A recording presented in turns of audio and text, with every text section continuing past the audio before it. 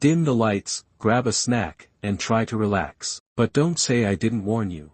The rules of room 9. They handed me the rules on my first night. A yellowed, folded paper slipped quietly across the front desk by the night manager, a pale woman with brittle hair and eyes too still. Don't lose it, she whispered, and whatever you do, don't break them, especially not after midnight. I unfolded the page. There were 10 rules, simple, at first glance, but something about them made my skin crawl. Always greet guests with a smile, even if they don't have faces. Do not enter room 9, ever. If the phone rings at 3:13 a.m., don't answer. The lobby lights will flicker at 2:45 a.m. Don't look outside. If you hear footsteps on the ceiling, ignore them. Don't speak to the man in the gray suit. He isn't real. Never use the service elevator alone. Room service is only to be delivered to checked-in guests. If no one's checked in, don't go upstairs. The woman in white sometimes asks for towels.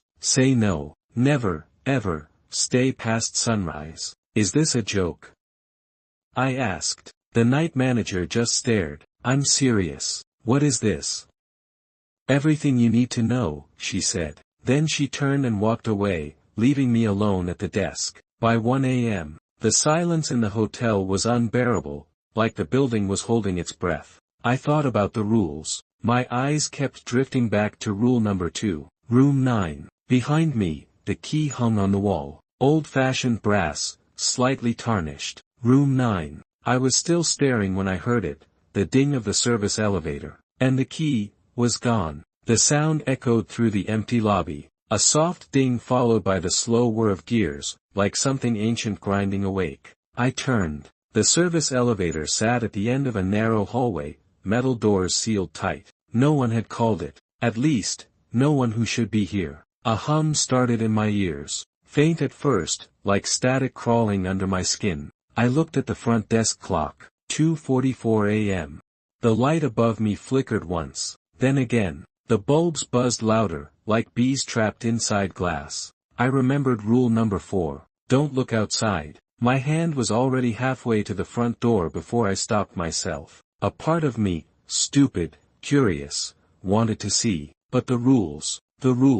I backed away from the windows, heart thudding. Behind me, the elevator dinged again. Then, with a metallic groan, the doors creaked open. I couldn't stop myself. I peeked down the hall. It was empty, but the key to room 9 lay on the ground, right in front of the open elevator. No one had walked past me. No one had touched the keys, but it was there. I should have run. I should have called someone. But I did what stupid people in stories do.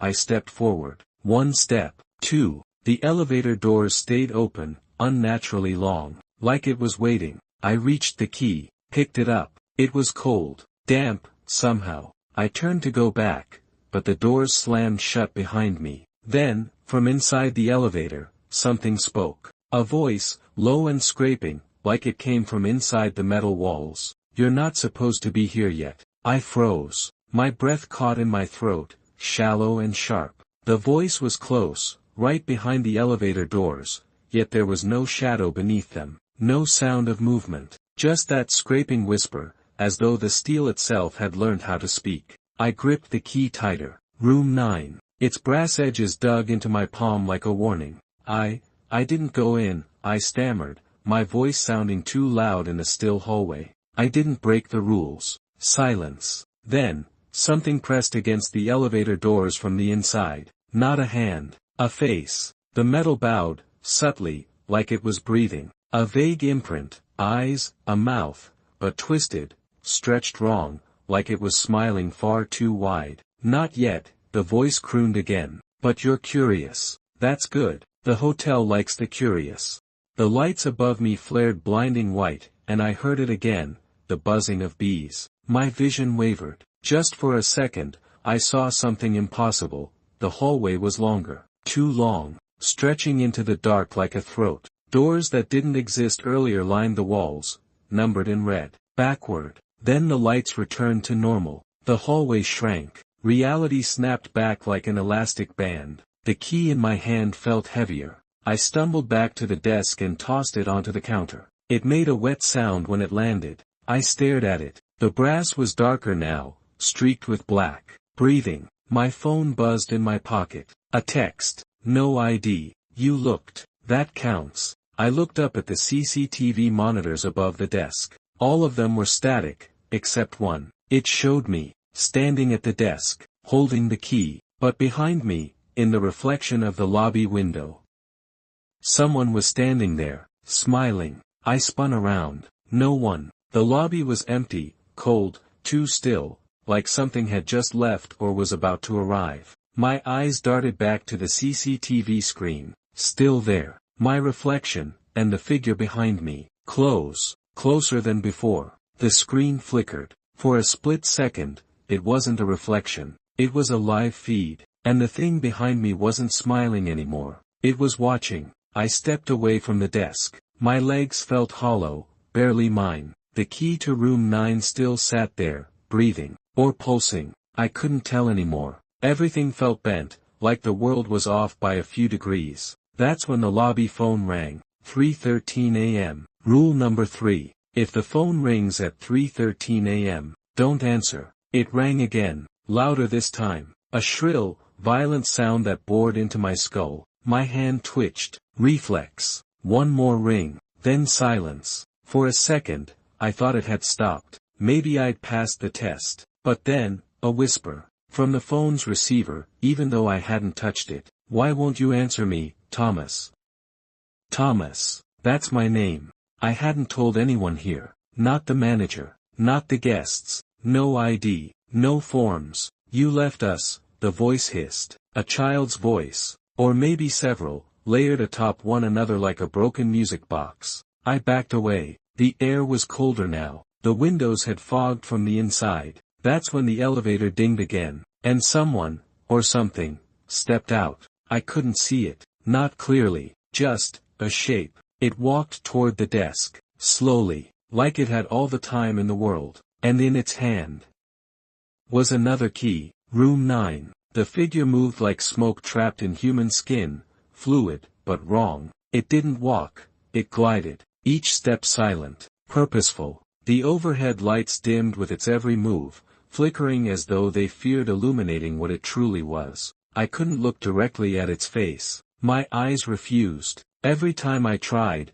a migraine bloomed behind my eyes like a bruise. But I saw the key, identical to mine, yet older, tarnished beyond recognition, the number 9 carved deep, and something red crusted at the base. It set the key down next to mine. For a moment, the keys hummed in unison, vibrating slightly, like they were communicating. Only one, the figure said. The voice came from beneath its shape, not out of a mouth, but from under the skin. Dozens of whispers tangled together. Only one of you was meant to hold it. My chest felt tight. I couldn't speak, couldn't move. The figure turned, walked back toward the elevator, and as it faded into the dark, it whispered without turning, "Someone else is already inside room 9. The elevator closed, dinged, and descended. I didn't realize I was shaking until I heard something new, a creak from the floor above. Soft footsteps, deliberate, not pacing, stalking. I checked the registry.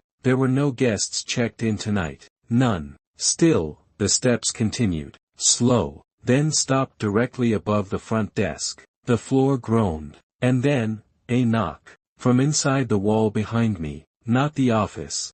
Not a door. The wall. I turned, and saw something moving behind the wallpaper. At first, I thought it was a trick of the light, shadows playing on peeling wallpaper. But then I saw the outline. A hand, pressing from the other side, distorting the surface like it was made of wet cloth. The fingers curled, scraped, then pulled back. I stepped away, breath caught mid-throat, heart trying to flee my ribs. The wall pulsed once, inward, like it had exhaled, and something behind it whispered, "It's almost time." I turned back toward the keys. Both room 9 keys were gone. The desk was empty. Then the phone buzzed again. Not the lobby line this time, my personal cell. I didn't even remember pulling it out. One new message. No number. Don't let them meet. That's all it said. I looked up at the monitors. Camera 3, the east hallway, had a new feed. Room 9's door was open. Just slightly. There was no one there, but the shadows inside were moving,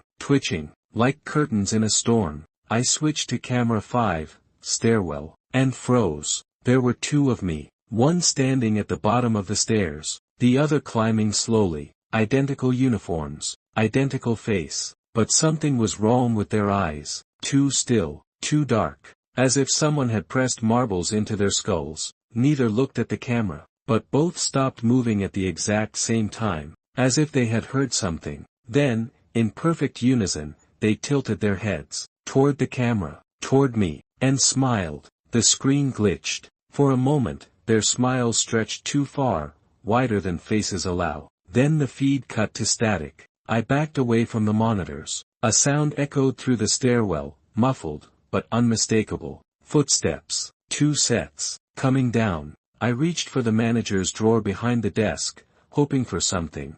A flashlight, a key, a weapon. What I found instead was a third key. Room 9 again. This one pristine, untouched by time, cold as ice. Underneath it was a note, in the same handwriting as the rule sheet. Use this only when the mirrors break. I didn't understand. Then I heard it, a sharp crack from the hallway mirror by the elevators. The sound of glass fracturing. I ran, down the east hall, past the guest rooms, all vacant, all dark, except room 9. Its door was now wide open, no light inside, just black, thick as oil, and in the center of the doorway, myself, one of the doubles. It turned to face me, not smiling anymore. Its face was wet, not with sweat, but with something darker. Red streaks under the eyes like it had wept blood. You left the door open, it whispered in my voice. Now something else has come through. Behind it, in the dark of room 9, another shape stirred. Taller.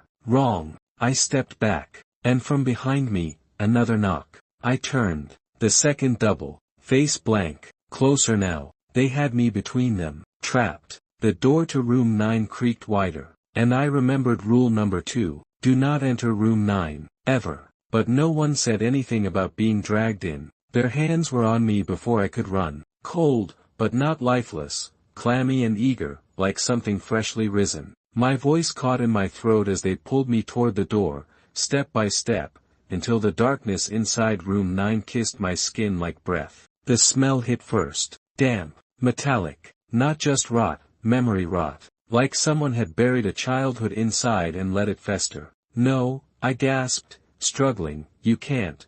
But the first version of me leaned in, and its breath was mine. Every sound I'd ever made, sobs, screams, lies, echoed inside it like a cavern. It's yours, it said softly. You opened it when you asked why. Room 9 swallowed us whole. There were no walls, just reflections, stretching in every direction. Mirrors with no frames, no backs. Just endless copies of myself, crying, screaming, decaying, laughing, all stuck in silent, looping agony. Some had no eyes. Some mouthed things I couldn't hear. One version was on fire, but didn't burn. This wasn't a room. This was containment. I turned to run, but the door behind me was gone. The doppelgangers were gone. It was just me, and me, and me. A flicker. Movement in the far mirror. Not me, not human. It crawled across the mirrored floor, backwards, limbs bending in sickening rhythm. Long fingers with too many joints. No face. Just a blank smear where features should be, but it wore my uniform, and it moved like it remembered being me. That's when the mirrors began to crack, one by one, and from the shards, I heard it, Thomas, come back to the desk. They've started checking in. The voice came from every mirror at once, warped, echoed, hungry. I turned toward it, trying to find the source, but the mirrors kept shifting. The hallway I came from wasn't behind me anymore. Instead, there was a staircase, upside down, leading nowhere. A soft chime rang out. Ding. The front desk bell. But not here. Somewhere real. Somehow still reaching me through the folds of this place. Then I saw the guest book, suspended in the air. Pages turning on their own. Names filled themselves in, one by one. Elias Varick, room 9. Clara Wren, room 9. Infant, unnamed, room 9. Thomas Keene, room 9. Thomas Keene, room 9. Thomas Keene, room 9. I backed away. The air was tighter now, like breathing through fabric soaked in salt. And that crawling figure, it was closer. No sound, no breath. It moved like it had always been here, waiting behind every mirror I'd ever looked into. Then, just behind me, a mirror shattered. Glass rained down in silence. One of the copies of myself stepped free, eyes hollow, mouth sealed with black thread. It pointed toward the guest book. No, I whispered, backing away. It pointed again. This time, I looked down. A pen was in my hand. The page was blank, just one line waiting at the bottom. Signature of acceptance. My hand began to move on its own. I fought it. The mirror things began to move toward me, laughing, some sobbing. One was crawling on its tongue, and behind all of them, the reflection of room 9's door cracked open again. Inside it, a front desk, empty, waiting. My hand hovered over the page, the pen trembling, but it moved of its own accord. Thomas Keene. The ink swirled out like it had been written by someone else. Someone who had always been me, but not me. A distant echo of myself. I tried to stop it. I couldn't. The moment the name fully appeared, the door to room 9 creaked open wider. The sound wasn't real, it was part of the mirrors, part of the air itself, but it was there. A presence. Behind me, the laughter of the mirror things grew louder, sharper. Some of them were singing now, but the words made no sense. Twisted nursery rhymes, choking whispers. The pen in my hand was no longer just writing. It was pulling, drawing me closer to the guest book, forcing me to lean forward. My fingers burned as if they were being carved into the paper. I saw something, a flicker in the corner of my eye. Room 9's door wasn't just open anymore. It was an entryway, leading into a place I didn't recognize. There was a front desk, just like the one I'd left behind. I stepped forward, my feet unwilling to obey, but still moving, inching toward the door. Then, in the reflection, I saw him. The man in the gray suit. He was standing behind me, his face unreadable, his hands clasped tight around the guest book. His eyes locked onto me in the mirror, as though waiting for something final. I froze. And in that moment, I realized, he wasn't a reflection. He was real. He spoke, but his voice didn't come from his mouth. It seeped into my mind like a slow poison. Do you want to know how it ends? He asked. The walls of room 9 seemed to close in. The mirrors blurred, swirling with blood and laughter, echoing the voices of everyone who had ever stepped inside. I couldn't remember if I was still Thomas Keene anymore. If I had ever been. Then, his fingers tapped the guest book, drawing my attention to the space beneath my name. Date of arrival, never. And there, underlined in blood, date of departure, always. I didn't look back at the door, but I knew the second I did, it wouldn't be just a door anymore. It would be the end of everything, and I wouldn't leave. Not this time. The mirrors began to warp again. The walls of room 9 twisted, expanding and contracting like the inside of a living thing. The pen in my hand tightened its grip, pulling harder toward the guest book as the room grew colder. Behind me, the man in the gray suit took a slow, deliberate step forward. The floorboards creaked under his weight, but he moved with the grace of someone who had long ago ceased to care about the passage of time. You've already signed in, he murmured, his voice a distant echo that buzzed in my ears. The moment you stepped into this place, you became part of it. And now, you'll never leave. I turned, finally facing him. His face was a blank canvas,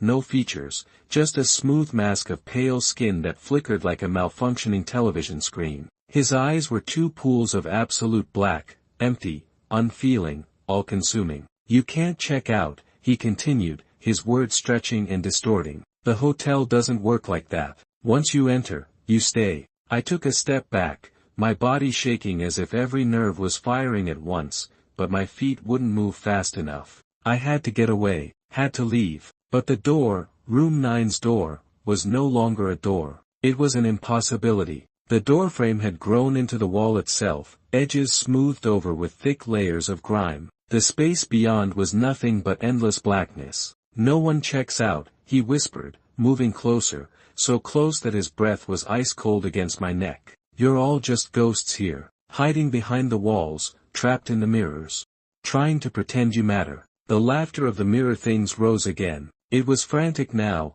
each laugh overlapping with the other, a chaotic symphony of broken voices. Some were human, some were something else, something wrong. And then, I saw it, in the reflection behind the man in the gray suit. Room 9. Except it wasn't the same as it was before. The reflection showed it as it used to be. Clean, bright, new. The walls were fresh, the furniture neatly arranged. The room wasn't a twisted, rotting reflection of itself. It was perfect, but only for a second. Then it flickered again, as if someone was switching between realities, and for that brief moment, I realized it. This place wasn't just a hotel, it was a trap, a place that fed on the living, the curious, the ones who thought they could cheat the rules, who thought they could just come and go, without realizing the price. And I had been here before. The man's smile finally appeared, thin and cruel. He stepped back, disappearing into the shadows of the warped room.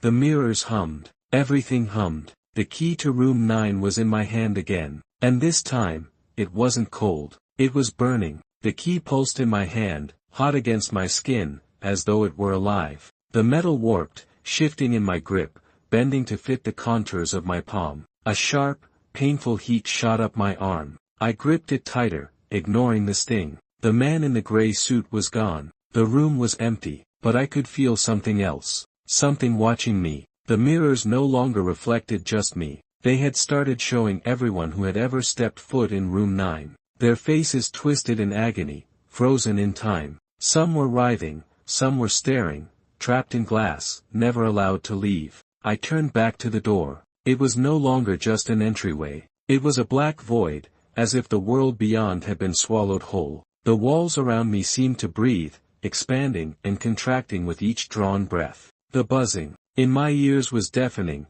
the pressure building in my chest. I couldn't breathe, couldn't think. A voice whispered from the darkness. Soft, sweet, familiar. You've been here before, Thomas. I knew that voice. I had heard it, in my dreams, in the corners of my mind. It was mine, but not mine. It came from a part of me that I had locked away a long time ago. A part that had been waiting for this moment. The shadows shifted. Something moved just beyond the door, slipping between the cracks. I stepped forward, my body moving without my consent, drawn to the blackness. The key burned hotter. The door wasn't just a doorway anymore. It was a test, a challenge, a riddle. The mirrors weren't mirrors anymore. They were windows. And on the other side, someone, or something, was watching me. It was me, but it wasn't. The reflection stepped closer. Its eyes blackened, hollow pits. Its smile stretched too far, too wide. No one leaves, it whispered, its voice slipping under my skin like needles. You're part of us now. We've always been part of you. I took a step back, my breath coming in ragged gasps. The key burned hotter. The reflection stepped closer, its smile growing wider, until it was all I could see. I had a choice. The door was open. The key was burning in my hand, and all I had to do was step through. But what if this was just another trick? Another layer of the same nightmare that had been waiting for me since the moment I walked into this hotel? What if stepping through the door meant never leaving? What if it meant becoming this thing in the reflection? The whispers around me grew louder. I closed my eyes, trying to shut them out. But then I felt it. The air around me was thick, suffocating, as if the room was collapsing in on itself. The mirrors started cracking again, splitting into shards that seemed to stretch and twist, creating a labyrinth of endless hallways. The buzzing sound returned, louder this time, like 1,000 voices whispering in unison. I opened my eyes. I was standing at the front desk. The mirrors were gone. The room had reverted to its normal state, clean, pristine. The lights overhead flickered as if they were trying to keep up with my pulse. And in front of me, the guest book was open. There was no name at the bottom of the page, but there was one blank line. I stared at the blank line, the pen still clutched tightly in my hand, now cool and steady against my fingers. I was back at the front desk, the same desk I had stood at countless times before, the same place I had tried to leave, but everything felt wrong,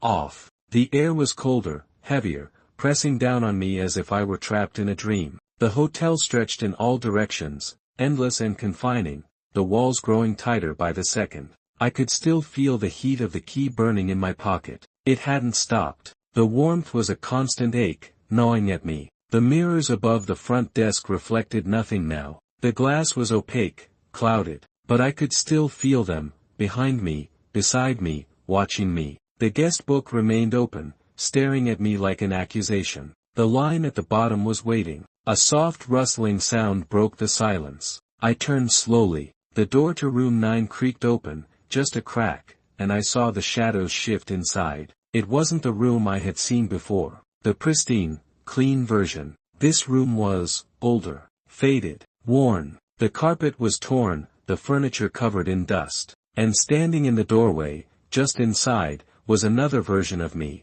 Not a reflection, not a doppelganger, but different, thin, hollow-eyed, face gaunt, skin sickly. Its mouth moved, but no words came out. I blinked. It was gone. The air around me thickened. I felt dizzy. The walls were closing in. The mirrors were stretching again. My own reflection in the desk mirror no longer looked like me, but like someone who had forgotten what it meant to be human. I could hear it, the soft, desperate scratching from the other side of the walls. It wasn't coming from the mirrors anymore. It was deeper, coming from the very bones of the hotel itself. And then I understood. The hotel wasn't a building. It was a mind, a consciousness, and I was trapped inside it. The key in my pocket burned hotter. I pulled it out and held it in front of me, the heat radiating through my fingers. The mirror on the wall cracked. A voice whispered again, softer now, like a breath in my ear. "Sign it, Thomas. It's time." The pen hovered above the guest book. I didn't want to do it. I didn't want to make the final mark, to seal my fate. But I knew I had no choice. I was part of this place now. It had taken me in the moment I stepped through the front doors. I was already part of its endless cycle. I glanced back at the mirror. I was no longer alone. Behind me, standing in the reflection, was everyone. Everyone who had ever checked into this hotel. Their faces were blank, their eyes staring straight through me. The first of many, the last of many. I took a breath, and with shaking hands, I wrote my name. Thomas Keene. The moment my name was written, the room seemed to collapse inward. The air grew heavier, suffocating, as though the hotel was breathing, shuddering, under some ancient weight. The mirrors cracked further, the fragments falling away like dust in the wind. And I was no longer standing at the desk. I was in a hallway, endless. The walls stretched far beyond the reach of my sight, lined with doors.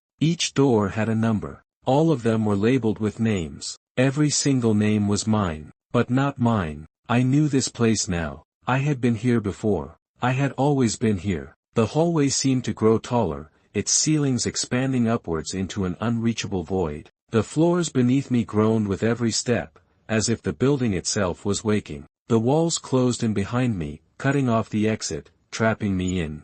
I turned toward the nearest door. Room 9. The door was slightly ajar, just enough for a sliver of dark, empty space to seep through. I could hear whispers coming from inside, but no sound of life. Only static. The air inside room 9 was different, thicker, older, like dust settling over centuries. I stepped closer. My hand reached out toward the door, but before I could touch it, the hallway shifted. The walls turned in on themselves, as though the hotel was rearranging. The floor beneath me shifted too, twisting like a hallway had turned into a maze. The exit was gone, and the room I had been in before, the front desk, the mirrors, they all felt like distant memories. A soft chime echoed. Ding! The sound that had started it all. The front desk bell. But this time, there was no one there. No more doppelgangers. No more shadows. Just silence. The kind of silence that pressed against your skin, suffocating. I turned back toward the door, my heartbeat hammering in my chest. The key in my pocket burned against me. I could feel its heat, like a pulse beneath my skin. It wanted to be used. It was made to be used. But what would happen if I did? What would happen if I opened the door? I looked at the walls, the doors. They were all the same. Each name a reflection. A version of me that had once stepped inside this hotel and never left. The hotel had become the keeper of all our stories. The key was the only thing that could open the door. But the door wasn't just a door anymore. It was a choice. Would I open it? Or would I remain just another reflection, stuck behind glass forever? As I raised the key toward the door, I could feel it. The pull. It was so strong. like an invisible hand reaching out, dragging me toward the darkness. I knew, deep down, that I would never walk away from this place. This hotel had already claimed me. A soft voice whispered from the cracks in the walls. "Sign in. Stay forever." I raised the key, fingers trembling.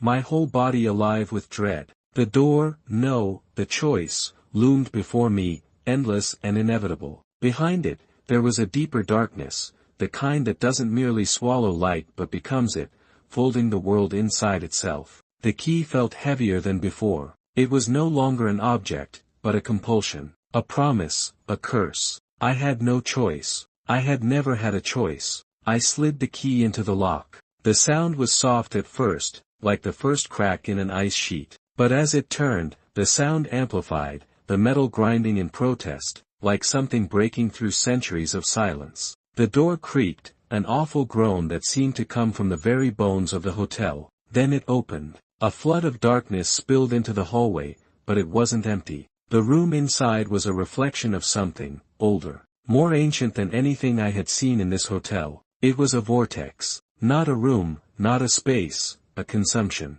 The kind that devours time and self. The shadows in the doorway seemed to reach out toward me. No, not just shadows. Whispers. Shapes made from the voices of everyone who had ever entered the hotel. Everyone who had checked in but never checked out. The air was thick with their despair. Step inside. It was my voice, but not my voice. I didn't move. I couldn't. I knew what would happen if I did. I knew this place. I was this place. The key pulsed again, sending heat coursing through my veins. But it wasn't just heat. It was memory. Visions of everything I had ever done. Every moment, every decision, played out in front of me like a film on a broken projector. I saw myself, younger, smiling, checking into this place, thinking it was just another hotel, another night away from the world. But I had forgotten one thing. I had already checked in. I had already left. The room inside the door flickered again, the blackness shifting like it had a life of its own.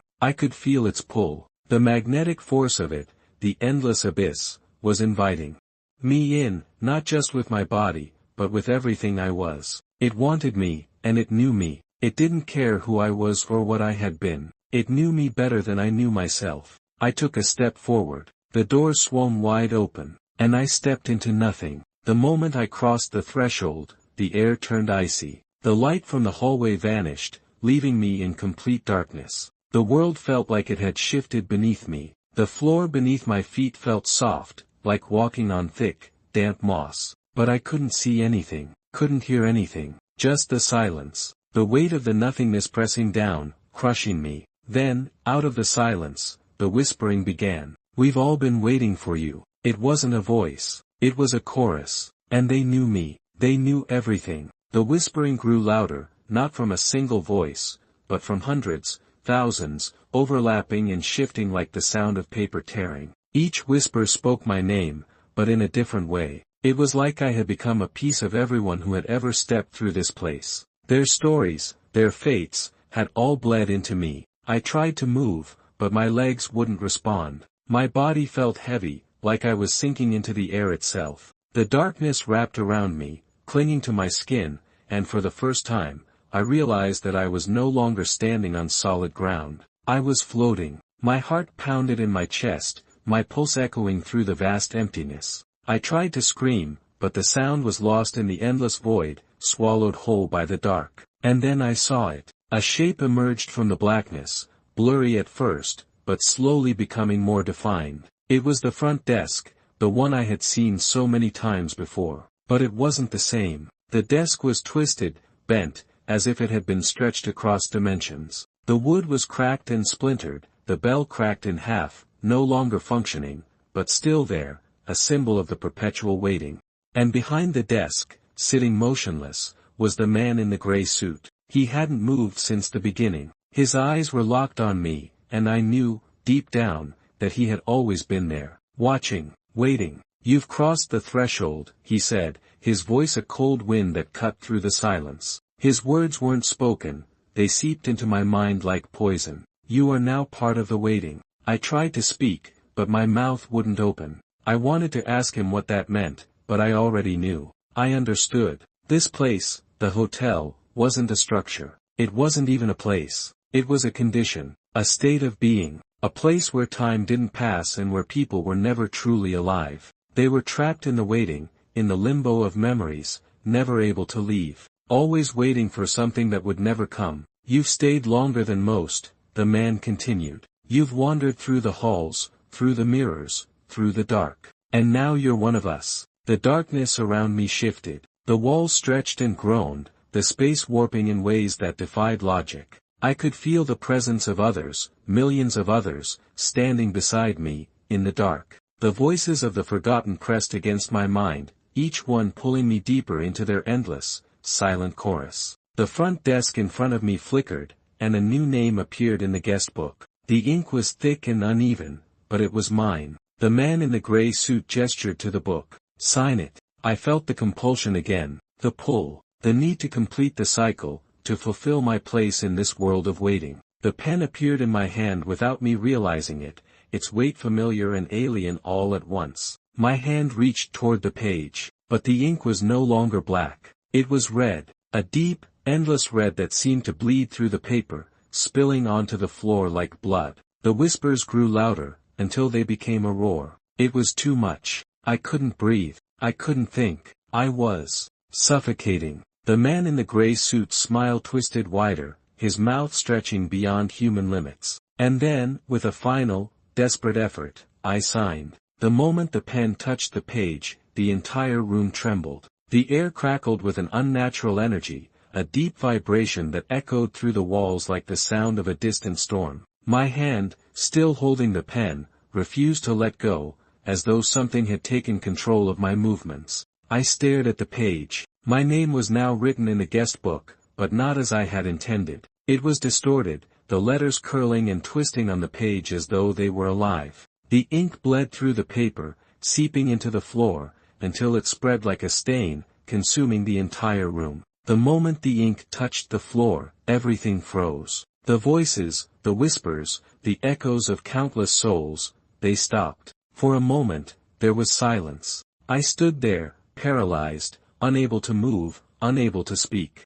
The man in the gray suit didn't move either. He simply watched, his empty eyes locking with mine as if he could see into the very core of me. The room stretched around us, its size becoming incomprehensible, its walls folding in on themselves in ways that shouldn't have been possible. And then, without warning, the floor beneath me gave way. I fell for what felt like an eternity. The ground was no longer solid. The walls were no longer fixed. Everything was in motion, spinning, twisting, collapsing. The hotel was no longer a building. It was a living organism, its heartbeat reverberating through the walls, its pulse thundering in my chest. I tried to scream, but no sound escaped my lips. I tried to move, but my limbs were heavy, as if I were drowning in air. I had signed my name. I had sealed my fate. There was no turning back now. And then, the floor returned. It was solid beneath me again, but different. The ground was cracked and broken,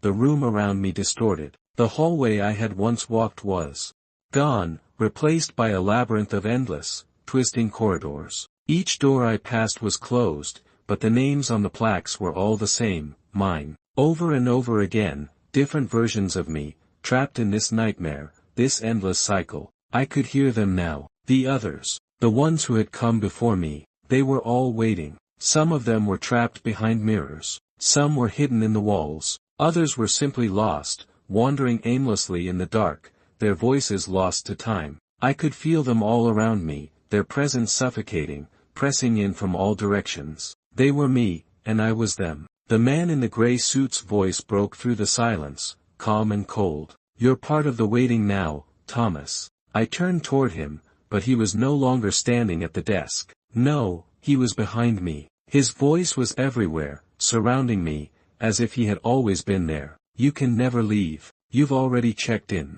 The walls began to shift again, this time faster, more violently, as though they were alive. The floor cracked open beneath me, and I felt myself being drawn downward, into the blackness, into the waiting. The hotel had become its own prison, and I was its newest resident. I tried to scream again, but the darkness swallowed me whole, the world around me warping into a grotesque, endless tunnel. And then, just as the light flickered and died.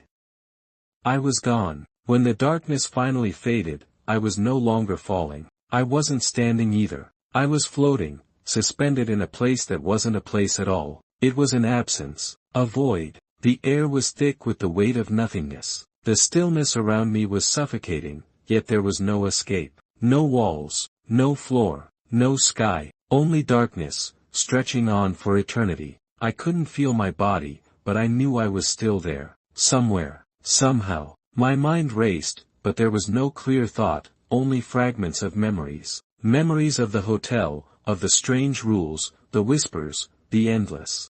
And of course, the key. I could still feel it in my hand, though I couldn't see it. It was pulsing with an unbearable heat, like a heartbeat, relentless, alive. And I knew that no matter how far I ran, no matter how much time passed, I would never be free of it. The key had always been a part of me. The whispers returned. You signed. It was the same voice I had heard before, echoing in the darkness. I couldn't tell where it was coming from. It surrounded me, pressed against my ears, filled my very thoughts. You took the key. You unlocked the door. I tried to respond, to scream, but no sound came. I was trapped in this place. I had always been trapped. And now you belong. The void seemed to shift, as if something was moving just beyond the edges of my perception. The whispers continued, their tone shifting, growing louder, more frantic. I felt a sudden pull, as though something were dragging me forward, pulling me out of the darkness. I could see a faint light ahead, like the flicker of a candle, and I reached for it instinctively.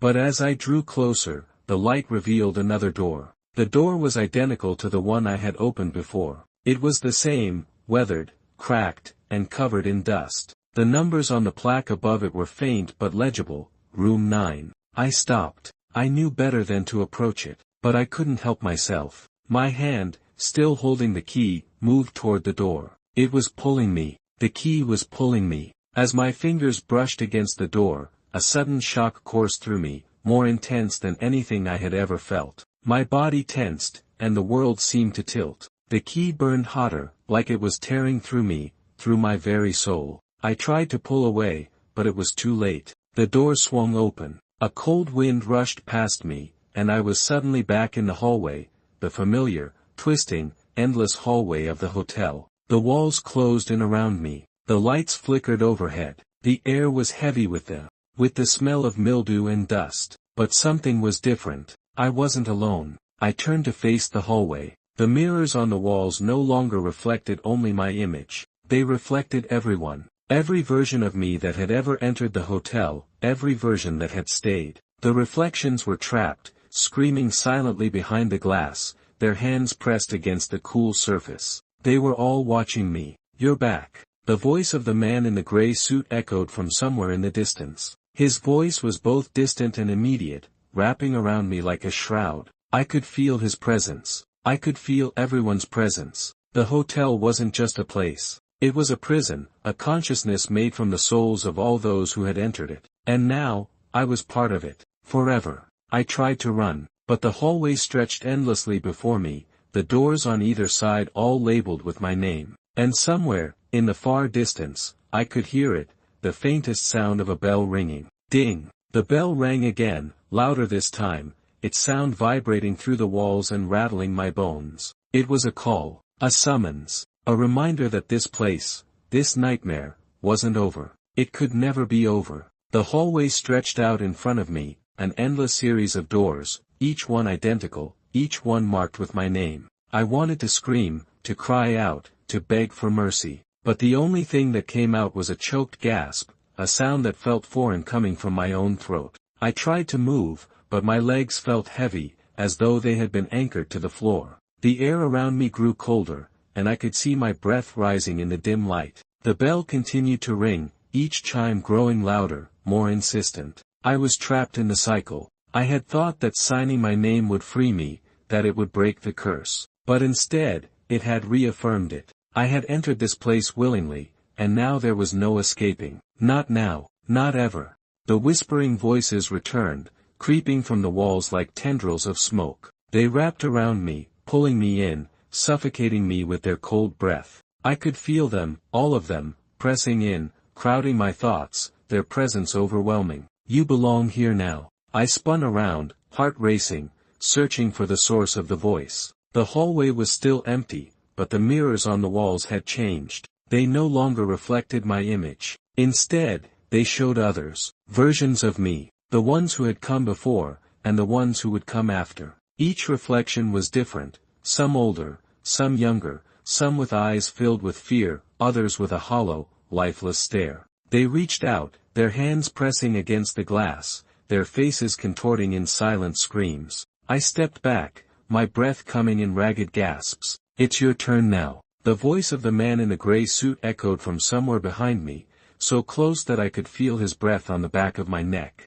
I spun around, but he wasn't there. The hallway stretched out in front of me, an infinite labyrinth of doors, all leading to nothing. The bell rang again. Ding, ding, ding. The sound felt like it was coming from inside my own head. My mind reeled, my vision blurred, and I stumbled backward, falling against one of the walls. My hands scraped against the cold surface, but there was no solid ground beneath me anymore. The walls had started to bend, to shift, warping around me like the folds of a twisted reality. I could hear them again. The voices, the whispers, they were coming closer. You've stayed too long. You've crossed the line. You're one of us now. I reached for the key in my pocket, but it wasn't there. It wasn't in my hand. The space around me seemed to bend in on itself, the walls warping like the pages of a book that was being torn apart. And then, the lights flickered, just for a moment. But in that instant, I saw it. A figure standing at the end of the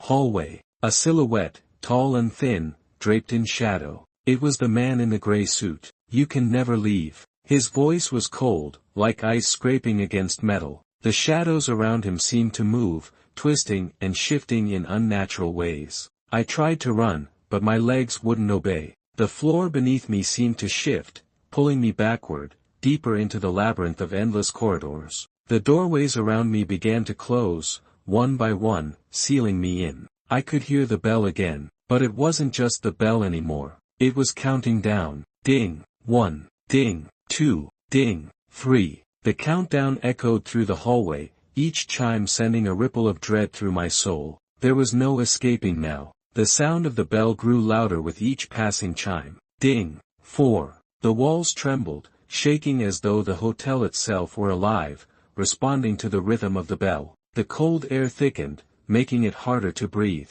I could feel the weight of the moment pressing down on me, suffocating me. The hallway seemed to stretch on forever. The doors, all marked with my name, loomed ahead like gravestones, each one a tomb in a never-ending line. The reflections in the mirrors distorted as I passed them, showing not just my face, but the faces of everyone who had ever entered this place. Everyone who had checked in, but never checked out. You can't run from what you are. The voice came from everywhere, the words curling around me like smoke. I stumbled backward, my heart pounding in my chest. But no matter how hard I tried, I couldn't break free. The hallway closed in around me, the doors pressing together like a trap being set. The countdown continued. Ding. 5. I could feel something behind me. I didn't want to turn around, but I had no choice. When I did, I saw it. The door. The one at the end of the hallway. It was different from the others. The numbers on it were fading, the paint peeling away in jagged strips. It was room 9. The door was open. It wasn't just a door anymore. It was a mouth. A gaping, endless mouth that beckoned me in. I couldn't look away. It called to me, pulling at something deep within me, something I didn't understand. The whispers grew louder, their words blending into a cacophony of despair. Step inside. I could hear the man in the gray suit again, his voice echoing in the darkness. But it wasn't just his voice now. It was the voices of the others. The ones who had been here before me. The ones who had fallen into the same trap. The countdown reached ding. 6. I had no more time. I had no choice. I stepped forward. The moment my foot crossed the threshold, the door slammed shut behind me. The world around me warped again,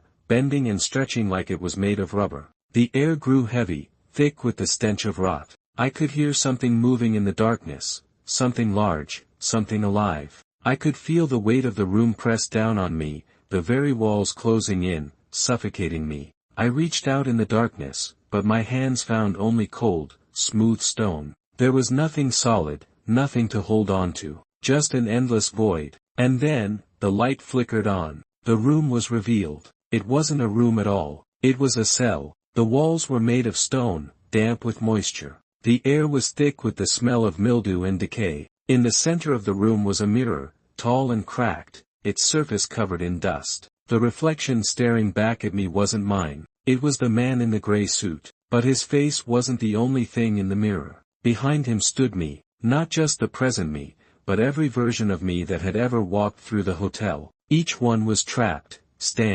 behind the glass, their eyes hollow, their faces twisted in agony. They all stared at me, their hands pressed against the mirror, trying to reach out, but unable to break free. And then, in the corner of the room, I saw it. The key. It lay on a pedestal, bathed in a strange, sickly light. The same key I had carried with me all this time. The one that had sealed my fate. I reached for it, but as my fingers brushed the cool metal, a voice rang out, not from the mirror, but from somewhere deep inside the walls. It's too late. The door behind me slammed shut, sealing me in. I turned back to the mirror, my reflection now alive, stepping out of the glass. The man in the gray suit appeared beside him, his smile widening impossibly, stretching across his face like a grin made of shadows. You belong here now. The key in my hand began to burn, its heat searing through my flesh, as if it was trying to consume me. I dropped it, but it didn't fall to the floor.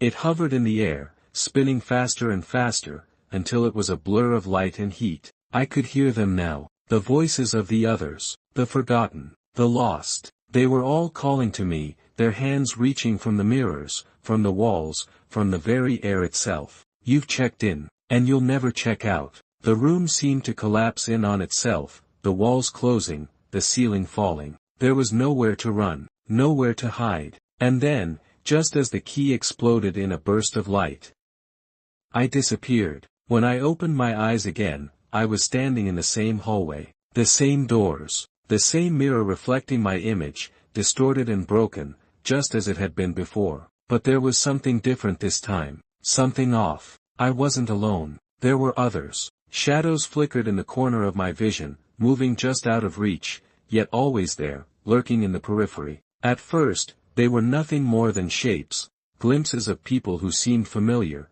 yet their faces were obscured, hidden in the corners of my mind. Their footsteps echoed faintly on the floor behind me, but when I turned, there was no one there. The bell rang again. Ding! The sound was muffled this time, like it was coming from far away. I couldn't tell if it was real or just a part of the noise in my mind. The clock, the one I had seen before, hanging crooked on the wall, ticked loudly, each second stretching into infinity. The hands were stuck, frozen at the same time. 12 o'clock. You've come back. The voice of the man in the gray suit came from nowhere and everywhere at once. His tone was the same, cold, detached. He had said the same words before, hadn't he? The memory was fading, slipping from my grasp like sand through my fingers. I reached out to touch the nearest door, the one on my right. The brass knob was cold to the touch, and the door resisted, as though it had been locked for centuries. There was no plaque, no name this time, just an empty, yawning void behind it. Ding! Ding! 2 more chimes. The room around me seemed to warp as the sound echoed in my chest. The walls seemed to press closer, tighter, until I could barely move. But I had to move. I had to get away. I tried to run, but my legs refused to obey. The air thickened, pulling me back like invisible chains, dragging me closer to the door. It wasn't just the hotel anymore. It was me, my mind, my very being, pulling me into the trap, over and over again. There was no way out. The shadows were closing in, their voices whispering now, but I couldn't understand the words. It was like a language I should know, but it was foreign, alien, twisted. The shadows circled me, their eyes gleaming from the darkness. I could feel their hunger, their need. It's time. The man in the gray suit appeared in front of me, his form materializing out of the shadows. He was smiling, his face twisted in a grotesque grin that seemed too wide, too unnatural. His eyes gleamed with cold amusement as he tilted his head. You've learned the rules, haven't you? He asked, his voice low and mocking. You're one of us now. I looked around, seeing the figures of the others, the lost souls, the ones who had signed the guest book, who had checked in and never left. They were all there, their eyes vacant, their faces frozen in expressions of terror and resignation. They knew the truth. They knew that this place was not a hotel. It was a prison for the soul, and once you checked in, you could never leave. The bell rang again. Ding. And this time, I heard the countdown again. Ding. 1. Ding. 2. Ding. 3. My heart pounded in my chest. My hands trembled, and I tried to step backward, to break free from the pull of the bell, but it was useless. I couldn't move. The walls closed in on me, and the shadows began to whisper louder, their voices becoming one, drowning out everything else. There's no escape. There never was. I reached for the door again, desperate, but as my fingers touched the knob, I was yanked back. The man in the gray suit's cold, skeletal hand closed around my wrist, his grip tightening. You've already signed. His voice was like ice, and it sent a chill through my body. I tried to scream, but my throat was tight. I couldn't breathe. I was suffocating in this place. And then I realized, the door wasn't a way out. It was just another part of the game. Another rule in this endless, twisting nightmare. I was trapped. Trapped in this hotel of horrors, trapped in this never-ending cycle. The bell rang again. I couldn't move. I couldn't escape. The darkness swallowed me whole. When I opened my eyes again, the world had changed. The wallpaper was gone. So were the doors, the mirrors, the flickering chandelier lights. I stood barefoot on a damp, concrete floor, the air thick with mildew and the stench of stagnant water. Pipes ran overhead, dripping black liquid. The walls were made of cracked tile and rusted steel. It felt like a basement, or maybe something worse, something beneath the hotel. The only light came from a flickering bulb far down the corridor, casting long shadows that slithered across the walls like worms under skin. This wasn't the hotel anymore. This was beneath it. And this place didn't follow the rules. I tried to retrace my steps, but the hallway behind me was gone. In its place, a solid wall, damp and oozing something thick and dark. A heartbeat throbbed through the floor. Not mine. Something deeper. Ancient. I walked forward, the wet floor cold against my feet. The deeper I went, the more the corridor changed. It bent in impossible ways, the walls sometimes narrowing until I had to crawl, other times opening into vast, echoing chambers filled with hanging chains and doors that led nowhere.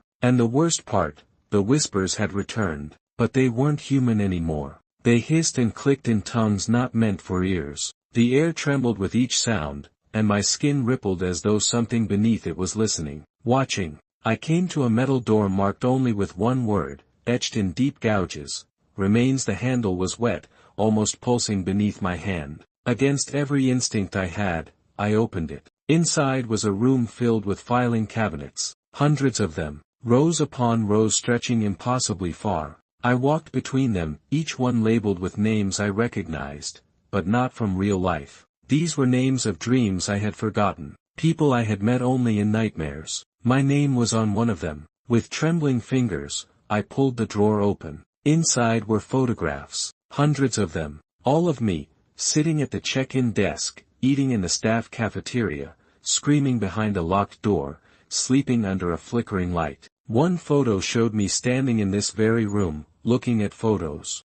Was living in a loop, trapped inside memories that weren't mine, or maybe they were. Maybe this place was devouring time itself. I turned, suddenly aware that I wasn't alone. A figure stood in the doorway, but it wasn't the man in the gray suit. It was me, or what used to be me. Its skin was pale, stretched too tightly over bones. Its eyes were black, hollow sockets, and its mouth hung open far too wide, like it had forgotten how to close. It shuddered with each step, twitching and cracking like a marionette with broken strings. It raised one trembling hand and pointed to the wall behind me. I turned. Etched into the rusted steel were new rules, burned in blood. Rule number 9, do not look into your own eyes. Rule number 10, never trust a copy. I turned back around. The thing that looked like me was gone. Only a smear of dark, wet footprints remained. And then, a voice, low, guttural, and far too close. You're catching on, but that only makes it worse. The walls groaned.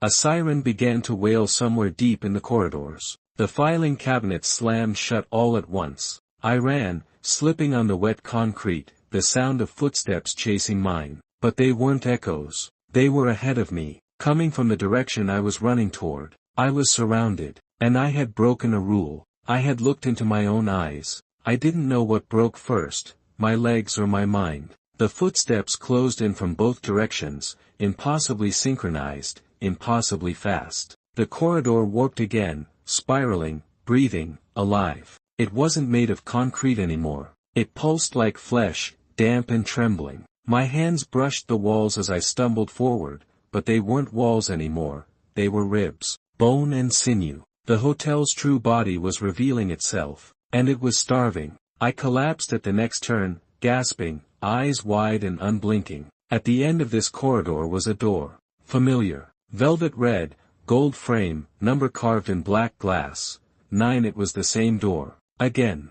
Had escaped it. I had entered it. Now it was waiting for me. You broke the rules. The voice echoed from nowhere and everywhere again, but this time, it wasn't the man in the gray suit. This voice was deeper, heavier, like it came from the foundation beneath all things. There is a debt to pay. Rule breakers always pay. I turned, desperate. The hallway behind me was empty now, though I could feel the wrong version of me still watching from the corners. A buzzing sound filled the air, rising to a scream. My skin crawled. Something brushed my leg. I looked down. Fingers. Hundreds of them. Sprouting from the floor like weeds, reaching, grasping, writhing. They belonged to something buried beneath the hallway, clawing upward. I screamed and lunged for the door, slamming my fist against it. Please.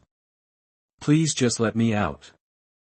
The door clicked open. I fell inside. Everything went still. I was standing in the lobby. Empty. Silent. Spotless. The lights were soft. The check-in desk was clean. The scent of fresh linen hung in the air. It was normal again. Too normal. The man in the gray suit was behind the desk, smiling politely. Checking out, are we?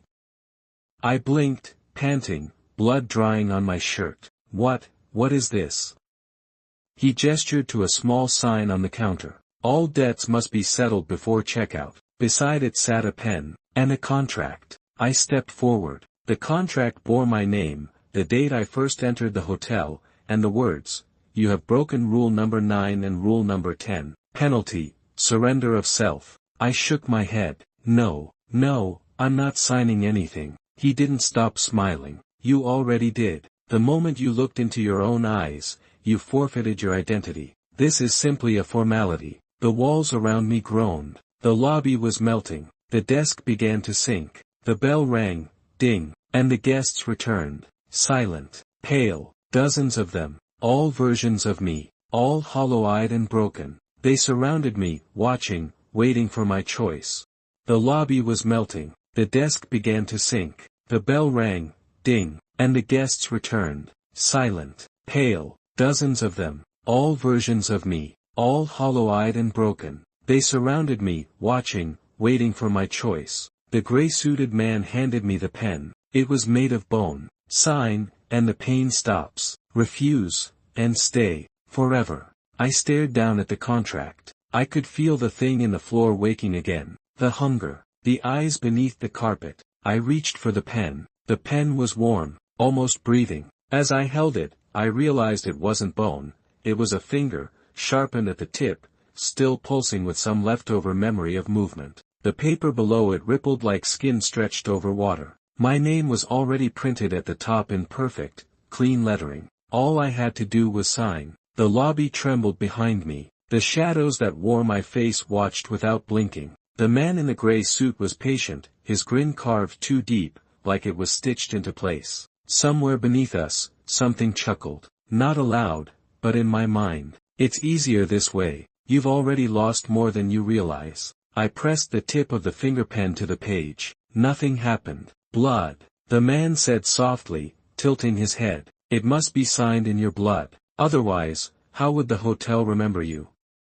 I hesitated, and that's when I saw it, her. Behind the man, just for a moment, flickering like a flame in a breeze, my sister. The one I had buried. The one I hadn't dreamed about in years. She stood behind the desk, eyes wide, face pale. She mouthed one word, don't. I dropped the pen. The room shook violently. The floor cracked, splitting beneath my feet. The walls peeled like paper soaked in rot. The guests that looked like me screamed, a high, choked sound of rage and despair. Their mouths stretched wide, unhinging like broken mannequins. The man's smile finally dropped. You broke another rule. He stepped forward. His hands were no longer hands. They had too many fingers, too many joints, too many claws. The air behind him rippled, revealing the true form of the lobby: bone, flesh, eye. 1,000 eyes opened on the ceiling, all blinking in sync. Rule 11, never refuse the contract.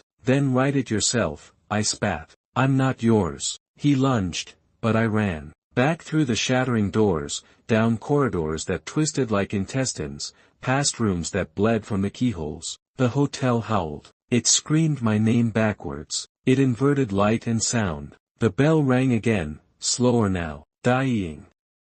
I stumbled down a hallway I hadn't seen before. The wallpaper was peeling in shapes that resembled faces. Faces of people I used to know. One of them whispered, "There's a way out, but it costs everything." I didn't stop. Finally, I reached a stairwell. Old, rusted, splattered with something dark. I descended, deeper than the hotel should allow. The stairs went down, endlessly, and with every step, the air grew colder, heavier, more real. At the bottom was a door. Plain wood. No number. No plaque. No handle. But carved into it, with shaking hands and bleeding fingers, were the words, "T.O. escape, you must remember." I touched the door, and it opened. Behind it, light. Not white light. Not heavenly light. Just, truth. The light didn't warm me. It didn't blind me. It unfolded me. As I stepped through the door, I felt myself peel apart, layer by layer. Thoughts unspooled.